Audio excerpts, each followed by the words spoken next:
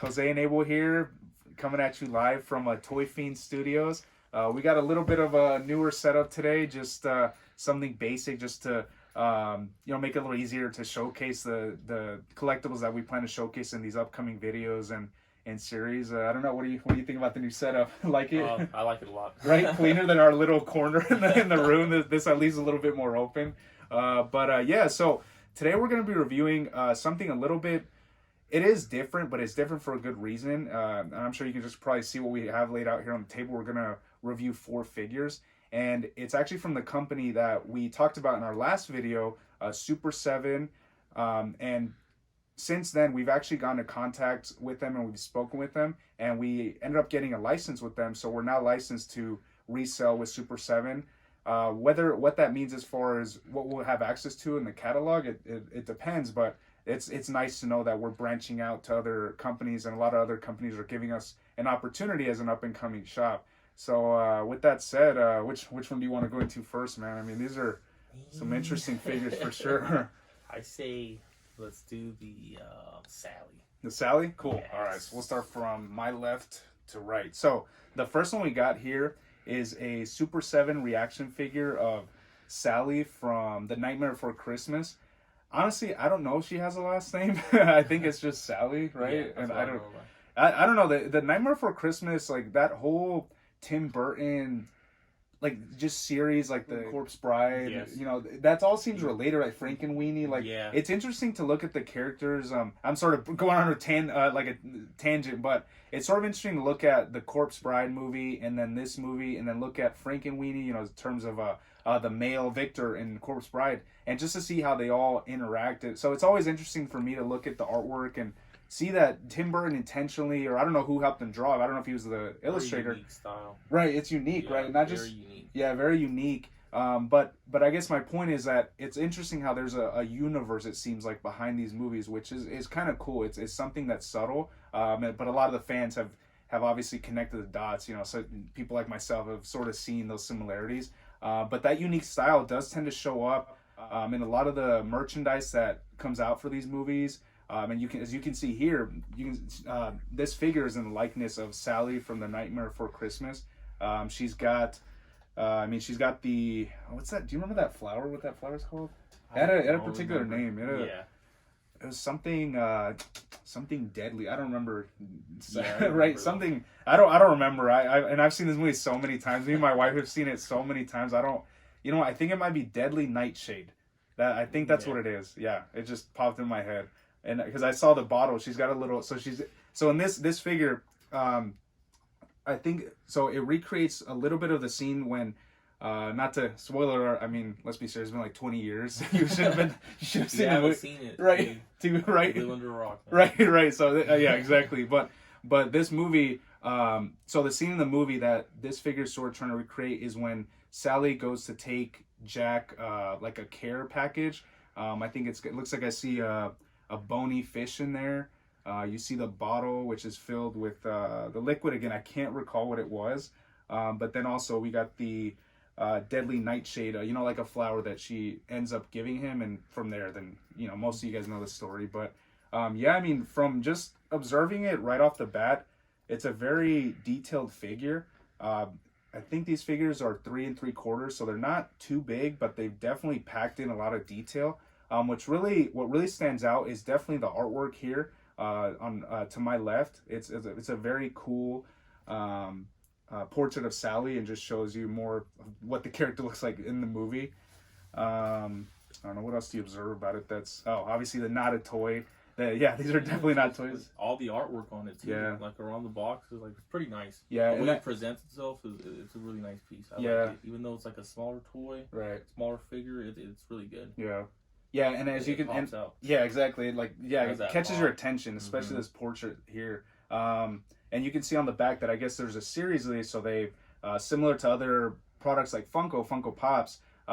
You can complete that series, and you can collect that set or whatever it is. It tells you what's essentially in this series of figures. So really cool looking figure, and a very cool collectible if you're a Nightmare Before Christmas fan. So yeah, we'll set that one down for now, and I don't know. What do you want to pick? I'm gonna go. Let's Yeah, do it, just Jack. keep going down the line. Yeah. Cool. Jack So Skellington. yeah, so the next one we're gonna talk about is Jack Skellington. So he actually has his dog Zero. And again, if anyone remembers the two movies I just mentioned, Frankenweenie and Corpse Bride, the Zero is very similar to the dog in both of those movies. So it's my theory is that it's the ghost of that whatever dog it is. So that's again a really interesting thing about just this movie in general, that in that series of movies that seems to be some kind of interconnectivity among the three. So onto the figure again, really high detailed figure, just really well made. Again, for its size, the detail you're getting in his suit and just the bow tie, which actually, if you remember from the movie, is actually a bat or some kind of creature. Yeah, like remember that? Like presses it and it springs up. So that's again, the detail on it is very, very. I mean, it's great. I mean, if you compare the two, they're I mean, it's a great line. I mean, it's a very. These movies were art. Yeah. Honestly, like a piece of art. Yeah. No, I know, man. Just the movies themselves were, for me growing up, were trendsetters in terms of like just different. The fact that it was a Disney movie, but it involved all this like, I'm not even gonna use a word I can't pronounce, but just like the darkness, right? Yeah, the goth, it was just something different for the Halloween, Christmas, right? But it was done perfectly. Yeah, right. A lot of directors pull something off like that. Right. And I mean, and I mean that's a separate like conversation, but in our opinion, that's like really what we talk about with these figures, and it's something we talk about with a lot of people who come to the shop, is that these ultimately all these figures are a reference to something else, right? That's what creates the collectability of them, and why you should. If you like the movie, there's no reason why you shouldn't like the figure if it's a well-made figure, right? But what I'm trying to say is that ultimately it's a reference to something that makes you feel something from your childhood or whatever whenever you saw the movie. So and I do think that these figures do that, at least for me, just looking at them and seeing the basket, like I said, just makes me replay in my mind the scene where they have their interactions in the movie and all that stuff. And same with seeing Zero and Jack. And actually, let me look at Zero's nose, because there's a detail on it that should be on there. I don't know if they could get that small, but I don't see the pumpkin. So for all you guys that are aware of Nightmare Before Christmas, you hardcore fans know that Zero, if you rewatch the movie, he does have a pumpkin. His nose is in the shape of a pumpkin in the movie. I don't think this one has that. I think they tried that. You can see little lines in it where they tried to essentially carve out a little bit of a pumpkin out, right? You see it, like the little outline. But ultimately, I think it was maybe too small. But again, not going to knock it too bad, because overall, it's a really well-looking figure. I mean, a really cool-looking figure, I should say. I mean, got the length of Jack all the way, long legs, the skeleton-looking look. Part of the same series as the Sally. So, and we now have these at the shop, so, you know where to get them. Now, the next one we're going to go into a little bit more adult-themed, but us as Toy Fiends, most of you probably gathered that we're huge punk fans, in terms of not just punk fans, but we're fans of a particular band, which happens to be, of course, the Misfits. So when we got a chance to order these guys, somebody had to jump on them. And I know some of you hardcore fans are like, oh, well, the black one is the black Fiend is the one that's ultimately so these two Fiends, for a lot of fans, just to tell you guys, represent two different eras, two different singers, and two different sounds in the band's history. But for us, we're just like, you know what? Let's get the red one. That's something we particularly like. We actually have a redwood cutout out in our shop, which is pinned to our wall. So it was just a preference for us. We like all Misfits music, but So just again off the bat, really really cool looking figure. I mean, just check out the artwork on the left side. I mean, that's the Fiend in all his glory. And this one is called the Crimson Red Fiend, and it's just a really really well made package. Really a homage to the band itself. Anything else you observe about it? That something I wish, now that I'm like kind of moving around, it's something I didn't notice when I picked this up. There's maybe, I don't know, it could be just this package in particular, but this one doesn't have a protective insert, so it's just sort of floating in there. You see that, and that that for me, I mean, not to say you're going to be like rocking it or whatever, rocking it around, but it would have been nice to see something similar to what Jack and Sally have. Yeah, I see you know what I'm saying, like some kind of a holder, because it's just sort of rocking, and this one doesn't. You know, this one has all its pieces, but maybe it's this particular one, or maybe that's how all these Fiends came. But that could, if you're moving it around a lot, maybe the paint could rub off on the inside. So that's kind of a negative on our side, but other than that, I mean, it is a really cool looking figure, and it does make you want to take it out and pose it, or even just I would keep it like this, just because they put a lot of effort into the packaging. I mean, what do you think about this guy? It's Fiend. A pretty good piece. I mean, I love it. Yeah, I like anything Misfits. So yeah, I will say, at least for me, I'm looking at the face a little bit. I'm just trying to see. I wish there was a little bit more detail on this one. I don't know. It looks like not to say it's sloppy, because if you look at the one on Sally, I mean, look at the two faces. I mean, you can tell obviously at Sally, you can tell it's a Fiend, obviously with everything that that makes it up as a figure. But the face, I would have wanted to be a little sharper, a little bit more skeleton-like. Again, can't knock it too bad, because it's a very cool figure, very cool concept, and I think it's an awesome homage to the band itself, and it just makes us want to destroy everything in here, right? Just go wild. All right, but yeah, that's the Fiend. And so we've reviewed three figures all across different themes, and I will say that for me, this final figure is probably my favorite that we got in this set. And it's the Mars Attacks Martian. I mean, this figure for me just has it all.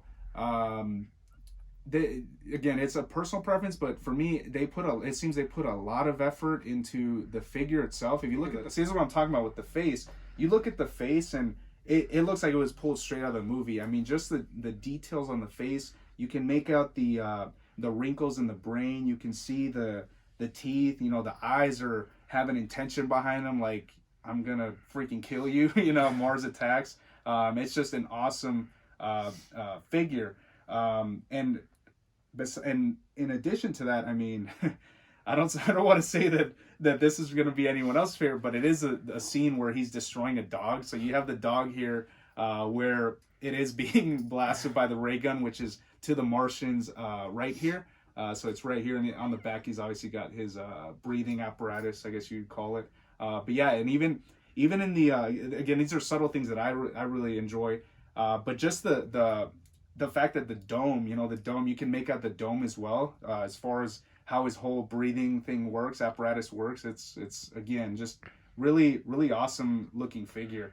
But I mean, let's be honest, the artwork is great. And not only that, and I sort of wish they would have done that with these two, the Nightmare Before Christmas ones, because on the back, this one is part of a series. And I do believe that these are the comic book covers. I've actually read a few of the Mars Attacks comic books, but what's interesting about those books is that they have so many covers, and I love it. I mean, I love the different covers, because they're like a throwback to like the the 70s or 80s like horror films, of like Martians attacking all that stuff. But to my point, this is part of looks like a set of 3, and it looks like the different scenes you can collect are The Invasion Begins, The Burning Flesh, and then Destroying a Dog, which is this one. Again, Destroying a Dog, probably, I don't know if that's aged too well in these times, or if it's ever been really acceptable, but it's a Martian, being from another planet, they're going to do... Real. Right, yeah, keep it real, exactly.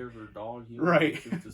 Right, exactly. And I do believe that, if I'm not mistaken, I mean, you guys can correct us in the comments in the video, but the number that it has, I think that's the cover variant, or the cover that it's referring to in the series. So this would be, I imagine, cover 36, and you can see it's called Destroying a Dog, and there's the artwork back there. But like I was saying with these two that are, so you can see this is similar to the Nightmare Before Christmas ones, in that it's part of a set, but they went ahead and gave it its own sort of little. Not, I guess, would it be like, what did you call it, like a bio or something, or yeah, its own little like description, right? Yeah, there you go. Like a description back here, which I would have liked to see something for Jack or Sally, just to give a little bit more description on the character. Again, that's sort of maybe it's the creator saying, oh, or the designer saying, oh, well, everyone's seen Nightmare Before Christmas, but it's just nice to read, you know, and even if it's in their own words, to say, oh, Sally is a stitched up, you know, character, just something that gives it a little bit more flavor, and ultimately just makes it that much more cooler of a collectible. So, but yeah, I mean, I don't know, which one did you say is your favorite out of these? I mean, did you, I don't know if you said, I don't know if you remember saying earlier in the video, but for me, the Martian, I really like that figure. I don't know. What are you going with? I would have to say also the Martian. Okay. Because of the detail on it, and I think you know it just has its own like unique, like you said, flavor to it. And then the description, and it's just I like that movie. Yeah. Right. Yeah. Yeah. So I think that's it for today. We these are the ones we got in last week, and we do plan to order more from this company, especially if these reaction figures, I mean, they have a Fiend, a Martian, the Nightmare Before Christmas, and it's hard to pass that up because, again, they're a reference to things we all love. And I do think they make a ton of shows, bands, even. Oh yeah, you know, sure. They're always working. This company's always working, which is what I really like. They're always being creative. So that's something. And as you guys saw, they're getting into more of the detailed action figures, like we went into last week, like the ones we went into last week. The Bebop and the Shredder. That's just showing me, at least, you know, us, that they're coming with an intention to really make a go at things. So for sure. Right, you know, I mean, it's awesome to see that from companies, you know, when they're actively trying to create better products, better collectibles, especially for consumers like that we service through our shop. What was I going to say next? So I mean, we have these now in the shop. We don't have these up on our website just yet, but we will have these up soon. And we always, anytime we throw stuff up, we've been trying to make it a habit to make a post on our social media that, oh, this is now on our, you know, this XYZ is now up on our website. You know what to do. You know, follow us on Instagram at Toy Fiends. Follow us on Facebook. Like us on Facebook at Toy Fiends Collectibles. Check out our website, obviously, at toyfiendscollectibles.com. And, you know, subscribe to our channel. Be sure to like this video, subscribe, and, yeah, comment what you guys thought about these figures, which one was your favorite, why it was your favorite, and, yeah, just let's keep having fun, and hope you guys stay safe, and wish you guys all the best. Any words for... You know, just thank you guys for following up, all you guys that are watching us right now. We really, you know, like, I'll say it again, like, it's all love. Yeah, right. It's all love. Yeah, exactly. Love this, right. So, passion, so yeah, again, exactly. I always forget. You know, exactly. We just want to say thank you. Yeah, again, we'll see you next time. See you guys around at the shop. See you guys.